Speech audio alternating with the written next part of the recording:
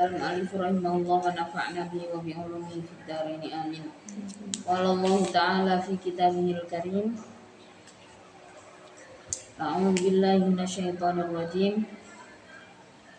Falladzina hajaru wa ukhriju min diyarihim. Ini kok. Wallahu indahu Allahu indahu husnul. Ngomong.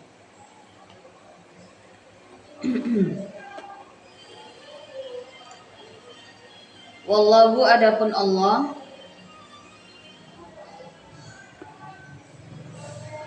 Wallahu adapun Allah itu indahu di sisi Allah husnul sawabi adapun paling baiknya balasan. Al-jazai artinya pembalasan.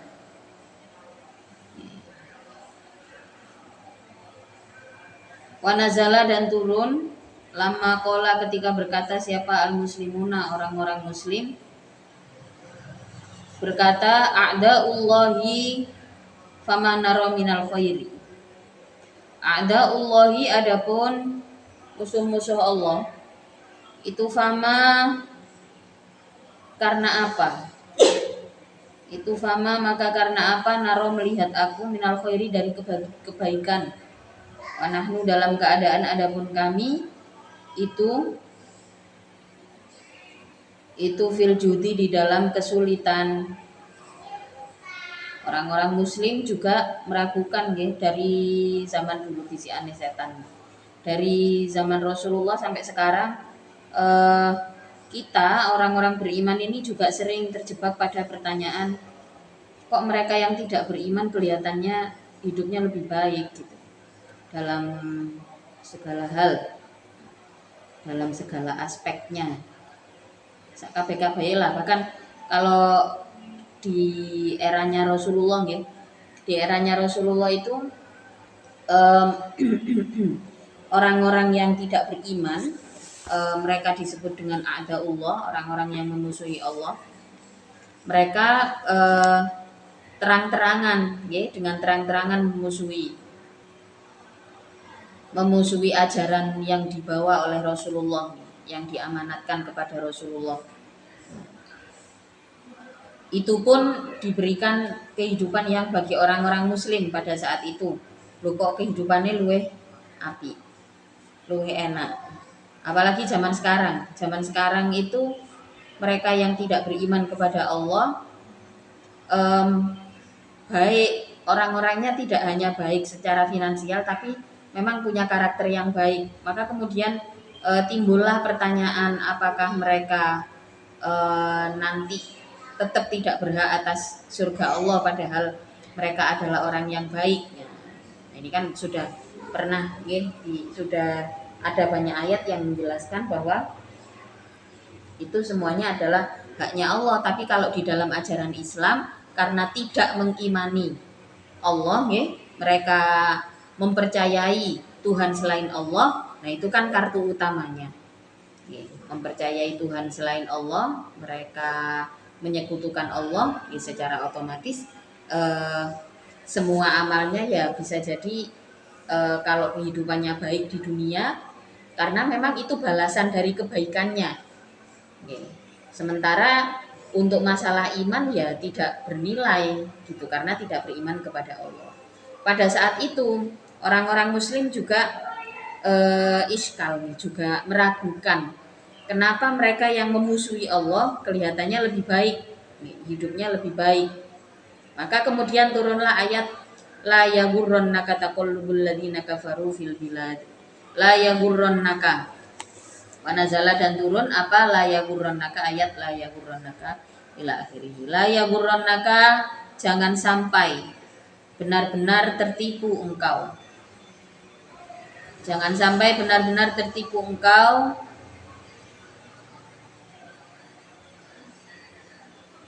atau jangan benar-benar jangan menipu kepadamu apa taqallubul ladzina.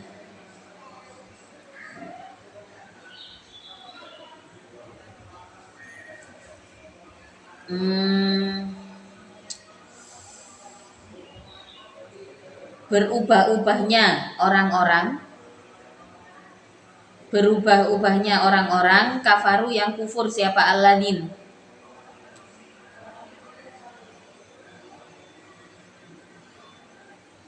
Tasarrufuhum artinya bolak-baliknya alladzin fil biladi di daerah-daerah, di negara-negara, bitijaroti dengan berdagang, wal kasbi dan dengan pekerjaan, urusan pekerjaan. La yaghurrannaka taqallubul ladzina kafaru fil bilad huwa, adapun taqallubul ladzina kafaru itu mataun, kebahagiaan, qalilun yang sedikit. Nah ini ayat ini yang banyak sekali digunakan oleh wong pondokan cek jadi wong males ya, jadi salah persepsi tentang ayat ini. Oh wong itu yang penting beriman, wis meneng ae kok pasti mlebu surga ya, surga kamar, surga iler di kamar. Memang ayat ini banyak sekali digunakan ya, untuk udah nggak usah terlalu mengejar dunia. Seperti ini memang. Pada akhirnya ketika sudah lebih banyak jumlah orang-orang yang beriman, di situ ada perbedaan pendapat, ada perbedaan sudut pandang, tapi yang tidak pernah berubah dari apapun itu, manusia bisa saja berubah satu dengan yang lain berbeda, tapi ayat Al-Quran itu sama. Makanya nopo belajar tafsir, belajar agama, itu gak oleh daring, kudu ono gurune sing ketemu langsung. Karena itu juga yang dilakukan oleh Allah kepada Rasulullah ya, jadi sering saya sampaikan. Al-Quran tidak disampaikan secara daring, boten berbentuk hatif, boten berbentuk video call, boten ya, tapi Al-Quran disampaikan dengan cara Allah mengutus malaikat Jibril untuk menyampaikan kepada Rasulullah. Rasulullah juga menyampaikan secara langsung kepada para sahabat. Nah, ilmu-ilmu ini bisa sampai kepada kita adalah dengan cara bertemu langsung. Dengan cara bertemu langsung. Ini pentingnya. Apakah nggak boleh kita misalkan mengikuti pengajian-pengajian yang ada di internet? Gitu, nggak boleh. Tapi syaratnya satu. Syaratnya kita sendiri harus sudah punya sudut pandang. Kita sudah punya guru. Sudah punya guru tetap yang mendampingi perkembangan pola pikir kita. Dulu saya ingat waktu zaman dulu internet belum semarak sekarang, bahkan di rumah-rumah dulu belum ada internet. Saiki wis nang omah masang internet, masang wifi siji, bayare sakmene wis gawe wong sak omah nggih. Wis gampang sakniki internet. Zaman dulu belum ada internet. Tapi kan ada TV ini. Itu bahkan saya waktu pulang dari pondok, kalau nek kula niku nyetel pidato, nyetel ceramah nang TV niku mboten bareng kali aku. Alasannya apa? Alasannya adalah sampean sudah punya guru, punya guru yang di pondok, abi juga gurune sampean.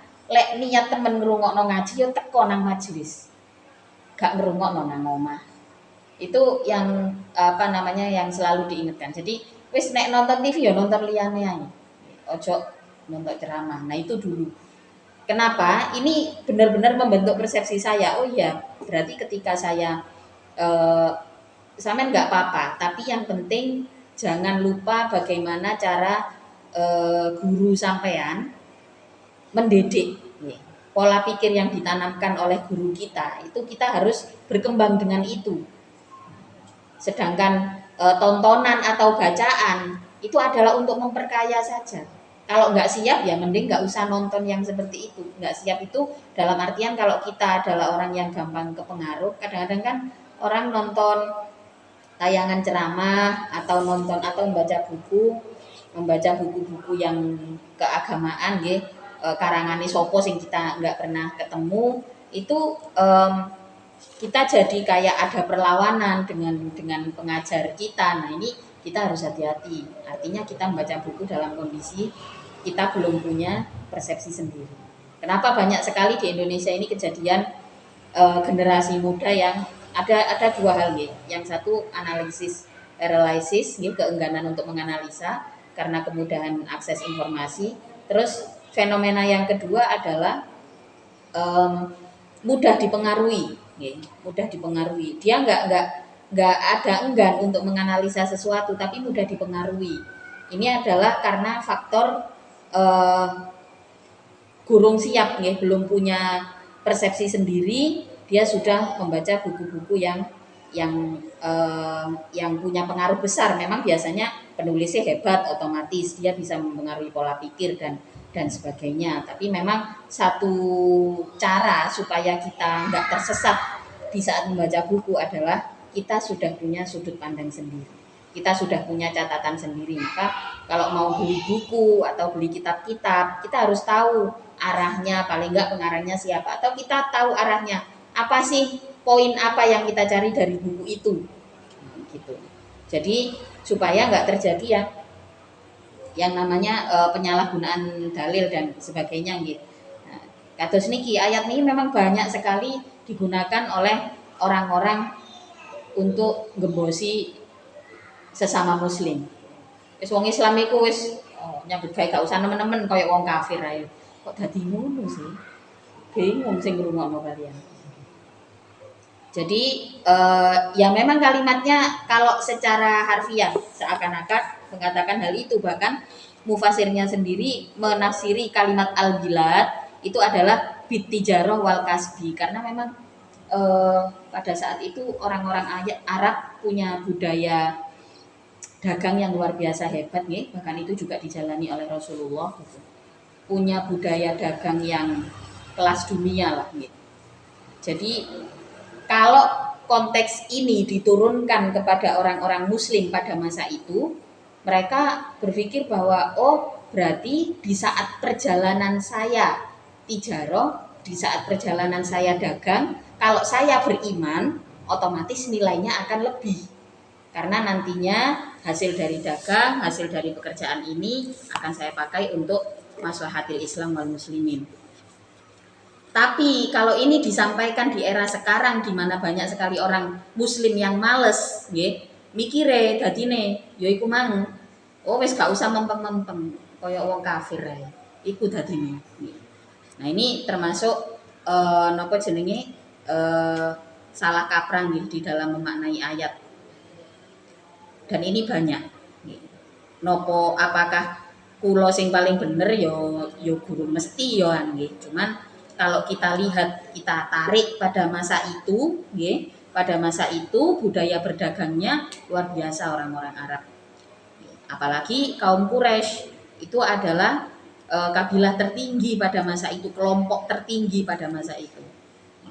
Jadi apa namanya? Ini adalah satu bentuk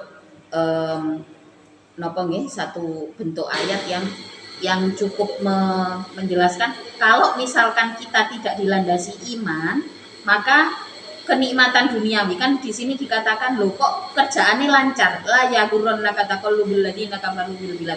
Kalian jangan tertipu dengan orang-orang kafir yang berpindah-pindah dari satu negara ke negara yang lain, fil bilad la ya gurrannaka taqallubul ladzina kafaru fil bilad. Dua mata'un qalil, itu adalah kebahagiaan yang sesaat. Pencapaian itu adalah pencapaian yang sesaat. Sebenarnya kan karena tidak disertai dengan iman. Tapi kalau disertai dengan iman, di luar biasa. Kalau misalkan agama Islam pada saat itu turun kepada bangsa Indonesia, sing prinsipe mangan gak mangan asal kumpul, gak tutuk ndi agama Islam. Tapi agama Islam diturunkan di Makkah, diturunkan di Arab, di mana orang Arab ini negara gurun, tapi bangsanya bisa melewati gunung dan laut untuk berdagang. Akhirnya nopo di dalam kitab Hayatus Sahaban itu banyak sekali dikisahkan bagaimana ketika Rasulullah memerintahkan para sahabat untuk ke Kaisar Rum, bagaimana ketika mereka diperintahkan untuk kemana-kemana, bahkan proses hijrah ke Habasyah itu seperti apa. Nah, ini menunjukkan destinasi internasional itu sudah terjadi pada saat itu, sudah terjadi pada masa itu. Orang-orang kafir bisnisnya loh kok lancar, kok bebas sekali mereka jalan-jalan ke sana kemari, sementara kondisinya pada saat itu memang ada blokade, ada embargo sistem ekonomi terhadap orang-orang muslim. Maka Allah menurunkan ayat ini, jangan tertipu dengan perputaran ekonomi mereka yang pindah dari satu negara ke negara yang lain, karena sebenarnya itu adalah kenikmatan sesaat. Ini kondisinya disamakan dengan masa itu. Nah kalau sekarang kondisinya kita sudah bebas, kita mau kemanapun, kita mau eksplor kemanapun, selagi ada kemauan, pasti kita bisa kok berada di fase itu, berada di proses itu. Jadi memang semakin jauh kita destinasi kita semakin jauh, ini akan semakin memperkaya diri kita. Tujuannya ya adalah syiar.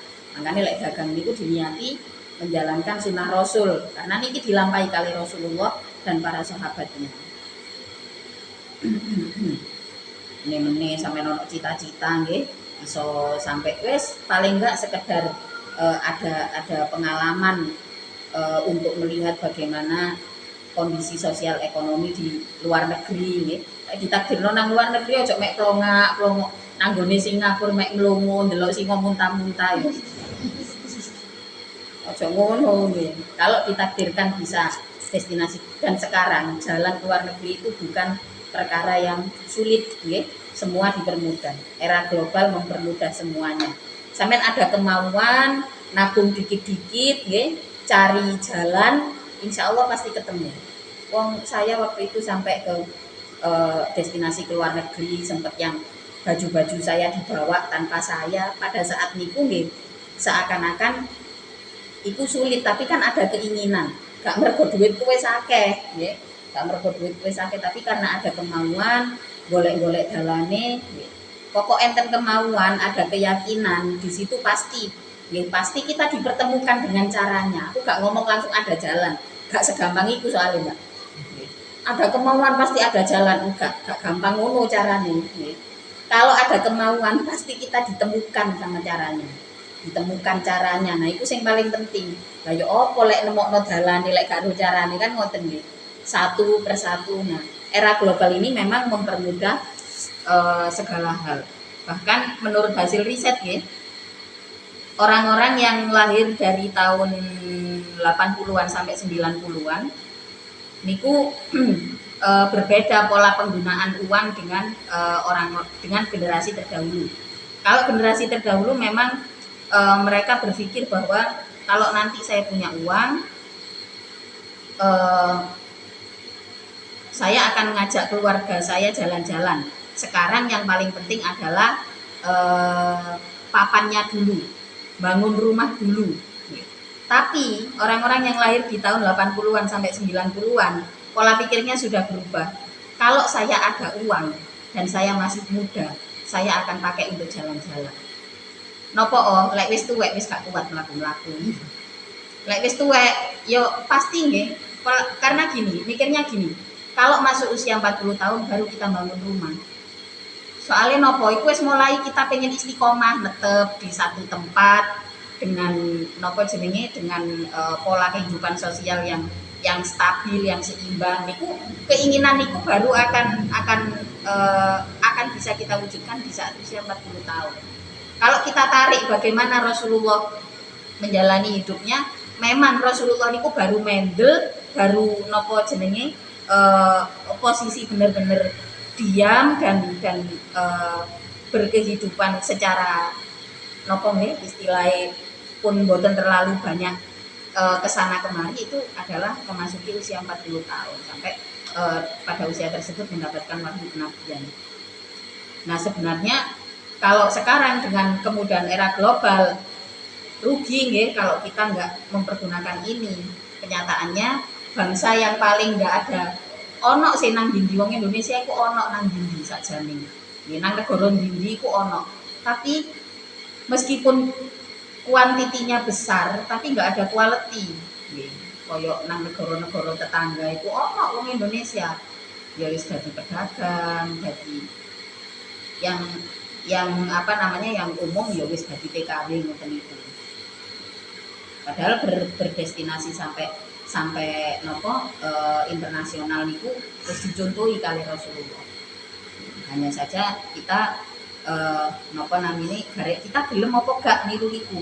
Kalau ada kemauan pasti kita dipertemukan dengan jalannya. Saya lihat sendiri Abi sama Umi ini yang menurut kula luar biasa nih. Beliau adalah generasi baby boomer, tapi tidak mengotaki diri untuk seperti pada umumnya orang Jawa. Boten. Pokok ono rezeki, ada kemauan, ada waktunya jalan.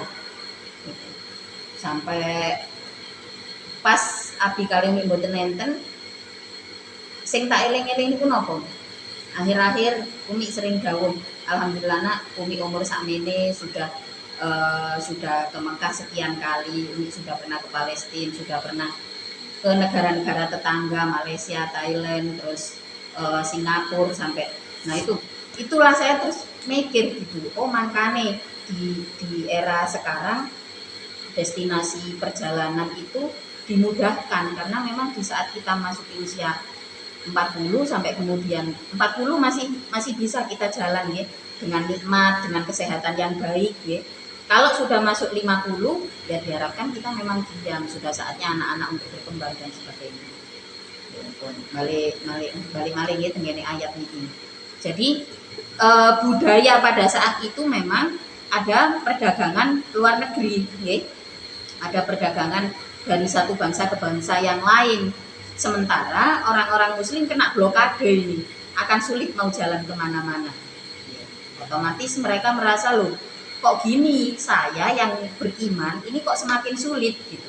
Lalu turunlah ayat la yaghurrannaka taqallubul ladzina kafaru fil bilad mataun qalil. Kenapa dikatakan mataun qalil? Karena kelancaran orang-orang kafir. Nggih. A'daullah ini di dalam menjalani bisnisnya, di dalam menjalani tijarohnya, di sini dikatakan fil bilad tijaroh wal kasbi, mereka adalah dengan memblokade jatai orang-orang muslim. Okay, maka dikatakan ini kebahagiaan yang sesaat. Jadi kondisinya nggak sama. Apakah bisa kita samakan? Ya nanti dulu kita harus berpikir, kita harus menelaah. Nggak bisa ini kita katakan mentah-mentah. Loh iki lho ono ayate, wis tahu Islam itu menengae. Menengae wis mesti mlebu surga. Ya iku mergo kebesarane Gusti Allah nggih. Mergo rahmate Gusti Allah. Apakah karena iman kita? Ya wallahu a'lam, terserah Gusti Allah lek niku. Kemudian ya tamat tauna yang mengambil kesenangan siapa alladzina kafaru bihi dengan mata yasiron, dengan sedikit di dunia wayafna dan akan sirna apa mata ungkolil ya karena dilakukan dengan kecurangan.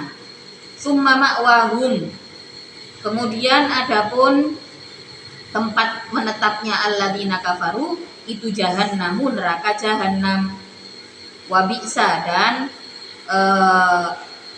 seburuk-buruknya apa almihadu, tempat kembali. Alfiroshu artinya alas dia, adapun jahanam. Berikutnya lakinnal ladina, akan tetapi adapun orang-orang ittaqau yang bertakwa siapa alladin rabbahum pada Tuhannya alladin itulahum itu tetap bagi alladin jannatun, adapun surga tajri yang mengalir intahtiha dari bawahnya jannat apa al anharu sungai kholidina dalam keadaan kekal. Ai muqaddirina artinya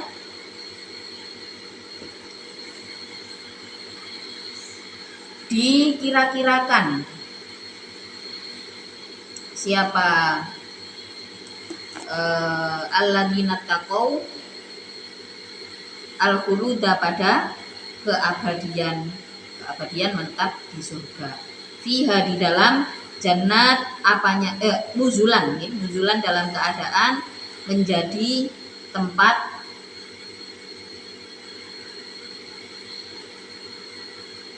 tinggal, dalam keadaan menjadi tempat tinggal.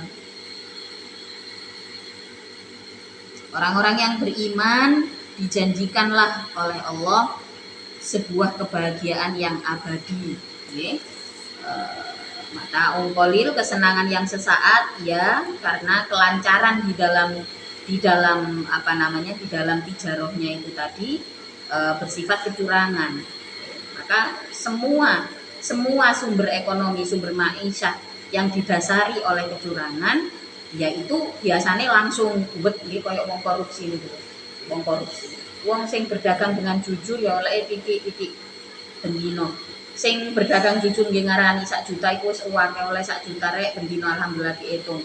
Aku lek bendino iso oleh 1 juta berarti engko sak wulan oleh 30 juta. Jarine wong sing biasa korupsi mek titik iku 30 juta itu bendino aku sedino. Jadi memang ketinggalan orang yang bersikap curang dengan memblokade rizki apa maneh sesama muslim, nak bilang ya, dengan memblokade rizki sesama muslim niki otomatis ya wis ketoke langsung magrong-magrong nggih, ketoke wis kaya raya sugih nemen. Tapi apakah kita terus berarti lek wong sugih iku mesti korupsi? Enggak ngono nggih. Enggak usah diwalik-walik. Jadi apa namanya, orang-orang dengan kecurangan duniawi seperti itu dilulu kali Gusti Allah nggih, akan diberikan kemakmuran yang sesaat. Ya mesti ae sesaat mari ngono lek konangan ketangkep. Disegel kabeh omahe anake izin, bojone izin. Kan ngoten nggih. Jadi kita harus apa ya, selalu senantiasa minta sama Allah kalau diberikan rezeki ya rezeki yang halal dan thayyiban. Rezeki yang halal itu bagaimanapun ada ciri-cirinya. Kita nggak berat untuk mengeluarkan rezeki tersebut untuk jalan Allah, misalkan keluarganya gak abot lek ngelakoni ibadah, wong iki sugih tapi tutur katanya baik juga. Nah ini bisa jadi memang rezekinya memang rezeki yang halal. Wong enten ae Mbak, prilakune niku ana ae nggih. Wong niku lek rezekine, sumber rezekinya itu adalah dengan mencurangi mencurangi sistem nggih, dengan mencurangi orang lain lah nggih, dengan mencurangi orang lain. Mesti ketinggal tandane, sakjane nggih, sakjane. Mesti ketok tandane. Ini apa namanya? Maka Allah juga memberikan dengan turunnya ayat ini cukup menegaskan bahwa di dalam kemakmuran kehidupan ekonomi, dalam kemakmuran finansial harus dilandasi dengan iman yang baik, dengan ketakwaan yang baik. Sehingga bukan hanya kebahagiaan sesaat yang kita dapatkan, bukan hanya kebahagiaan sesaat seperti yang dicapai oleh orang-orang kafir pada saat itu. Jadi permusuhannya itu bukan hanya soal ideologi pada saat itu. Makanya kalau membaca sejarah tentang Rasulullah, tentang bagaimana jihad di dalam segi sosial dan ekonomi yang dijalani oleh Rasulullah pada saat itu, nggak bisa hanya mengatakan soal ideologi antara Islam dan non-Islam, boten saged, nggak bisa, karena memang terjadi embargo, blokade ekonomi dan sosial besar-besaran yang dilakukan oleh orang-orang kafir terhadap orang-orang muslim. Maka nggak bisa kita menyamakan dengan keadaan kita saat ini. Wong Islam dikongkon tenang-tenang aja, boten sakit, karena memang yang dilakukan oleh orang kafir pada saat itu sampai sebegitunya. Maka Allah menurunkan ayat ini, sementara mereka orang-orang yang bertakwa akan mendapatkan surga yang kekal, jannatun tajri min tahtihal anhar khalidina fiha nuzula. Jadi surga menjadi tempat kembalinya, ya otomatis kebahagiaannya adalah abadi dan hakiki. Abadi dan hakiki. Maka orang yang beriman bukan perkara pencapaian yang akan kita agung-agungkan, bukan yang kita unggulkan, kalau kita memang punya integritas itu adalah hubungan kebaikan kita yang terhubung dengan Sang Pencipta. Ini namanya integritas. Di dalam hal apapun, dalam pekerjaan, pertemanan, kalau kita punya integritas yang baik, ada rasa ada sambungan spiritual antara perasaan kita dengan Sang Pencipta. Itu integritas. Nah, ini hubungan kita dengan pekerjaan akan baik, hubungan kita dengan sesama manusia akan baik. Itu yang bernilai di dalam pekerjaan kita. Masalah rizki Allah yang atur, kita ngatur sesuai dengan kapasitas kemampuan kita sebagai manusia. Kita ngatur semaksimal kemampuan kita, bagaimana supaya nanti kita bisa sedekah, bagaimana supaya kita bisa berinfak untuk keluarga kita, yang memberikan nafkah untuk keluarga kita. Ini diatur kan. Seperti napa kados dawuh Sayyidina Ali itu al aklu la akla katadbir. Jadi dawuh Sayyidina Ali itu tidak ada kebaikan intelektual itu katadbir, seperti kemampuan manajemen. At-tadbir itu adalah manajemen, bisa golek nang kamus. Jadi perlu Mbak, kadang-kadang sampean ada makalah berbahasa Arab, gunakan kamus modern yang sudah terbarukan. Ini penting supaya kita tahu, cek menambah nilai. Oh, seperti ini yang di makalah yang sebenarnya gitu. Pun berikutnya adapun nuzula itu perkara yu'adu yang disuguhkan lidhoifi bagi tamu. Wanasbuhu adapun